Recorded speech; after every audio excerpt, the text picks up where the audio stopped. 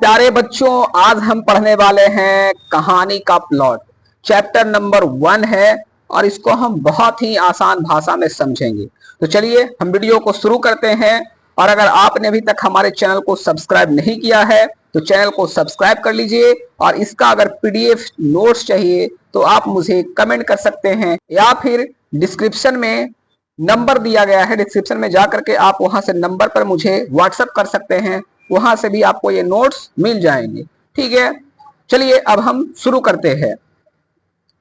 यह कहानी है प्रसिद्ध लेखक श्री पूजन सहाय द्वारा लिखी गई है ना। जो यह कहानी का जो प्लॉट है श्री पूजन सहाय द्वारा लिखा गया है यह कहानी। ठीक है, कहता है जिसमें समाज की कुरीतियों, विशेष रूप से गरीबी और दहेज प्रथा पर गहरी चोट की गई है। कहता है कि कहानीकार के गांव के पास एक गांव में बूढ़े मुंशी जी रहते थे। जो कहानीकार थे उसके गांव में एक कौन रहते थे, तो एक बूढ़ा मुंशी रहते थे, है ना। उनकी एक पुत्री थी। किसकी? जो गांव में जो बूढ़े मुंशी जी थे उनकी, है ना। उनकी एक क्या थी? पुत्री थी जिसका नाम था भगजोगनी। क्या नाम था? भगजोगनी नाम था। और वह अपने नाम के अनुसार बहुत सुंदर थी, है ना। बात समझ में आ गया? क्या थी वो? बहुत ही सुंदर थी। जो भगजोगनी थी मतलब नाम के अनुसार जो क्या थी, अपने नाम के अनुसार बहुत ही सुंदर थी। कहता है मुंशी जी के बड़े बेटे भाई जो थे पुलिस में दरोगा थे। जो मुंशी जी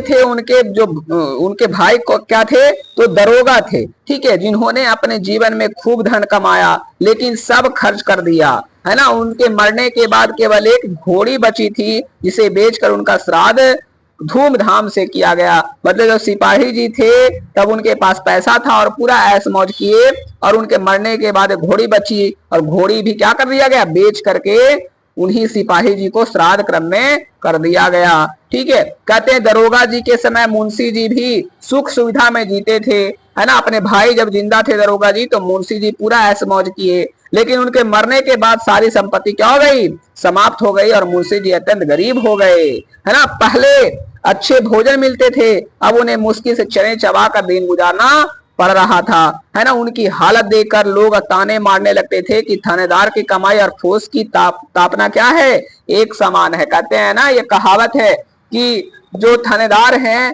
वो कमा तो लेता है किसी तरीके से, है ना, किसी से गरीबों से पैसा लूट लेता है, पर वो कमाई रहती नहीं है। जिस प्रकार से जो फूस है, फूस को अगर ताप लोगे तो जो गांव देहात में ठंडे के दिनों में क्या करते हैं, नेवारी को जो तापते वाला है ना, उसकी आग नहीं रहती है। उसी प्रकार से बोलता है कि थानेदार की कमाई और फूस की जो तापना है एक समान है, दोनों में कोई अंतर नहीं है। कहते हैं आगे कि मुंशी जी के बड़े बेटे हुए, है ना। मुंशी जी के पहले कई बेटे हुए, है ना, कई बेटा हुआ, लेकिन सभी बचपन में क्या हो गए, मर गए, गुजर गए। बाद में जब वे अत्यंत गरीबी में आ गए तब एक बेटी पैदा हो गई, है ना। क्या हो गया, जब ये गरीब हो गए मुंशी जी तब एक बेटी पैदा हो गई, है ना। कहते हैं कहानीकार इस स्थिति पर व्यंग करते हुए कहता है कि समाज में लड़की का जन्म एक बड़ी समस्या माना जाता है, क्योंकि तिलक दहेज की प्रथा बहुत क्या है, प्रबल है। आप जानते ही हैं कि तिलक दहेज के बिना लड़की का विवाह नहीं होता है,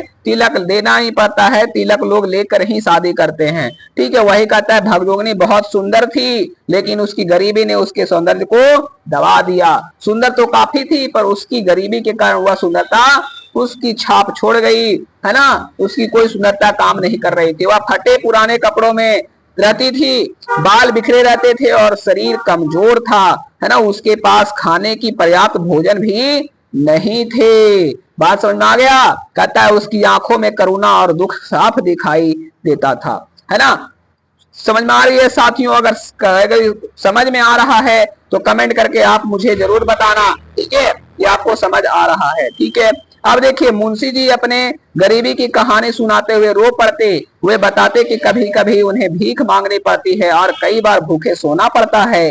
वे अपने बेटी की शादी के लिए बहुत प्रयास करते हैं, लोगों से विनती करते हैं, लेकिन कोई भी बिना दहेज शादी के लिए तैयार नहीं होता है है ना।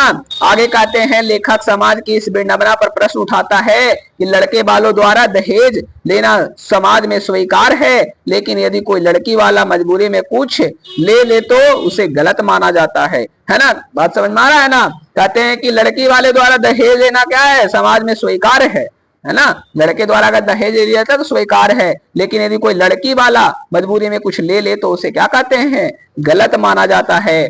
कहते हैं अंततः मजबूर होकर मुंशी जी अपने कम उम्र की बेटी की शादी एक जो है वयस्क व्यक्ति से कर देता है जिसका उम्र 41 वर्ष था, है ना। शादी के 1 साल बाद मुंशी जी की मृत्यु हो जाती है। समय बीतने पर भगजोगनी जो होती विधवा हो जाती है। आगे चलकर वह सामाजिक मर्यादाओं को तोड़ते हुए अपने सौतेले बेटे को ही अपना पति के रूप में स्वीकार कर लेती है। तो यह इस प्रकार से जो है समाज की जो बुराइयां हैं इस चैप्टर में बताई गई है कि किस प्रकार गरीबी के कारण जो है जो भगजोगनी है अपने जो सौतेला बेटा था उसी को क्या कर लेता है, अपना पति मान कर लेता है ना। क्यों मान लेता है, क्योंकि उसका पति मर चुका होता है, क्योंकि एक बहुत ही वयस्क व्यक्ति था और उस मतलब मर गया। कहता है यह कहानी समाज की कुरीतियों, दहेज प्रथा, गरीबी और सामाजिक दोहरे मापदंड को उजागर करती है और यह दिखाती है कि कैसे परिस्थितियां एक इंसान को गलत निर्णय लेने पर मजबूर कर देती है ना। आई होप ये बहुत ही अच्छा लगा होगा दोस्तों और समझ में आ गया होगा। अगर समझ में आ गया है तो प्लीज कमेंट करिए, बताइए, और इसका पीडीएफ नोट्स चाहिए तो मुझे आप दिए हुए नंबर पर आप मैसेज कर सकते हैं, है ना। आपको इसका पीडीएफ प्रोवाइड करवा दिया जाएगा, है ना। धन्यवाद पूरा वीडियो को देखने के लिए।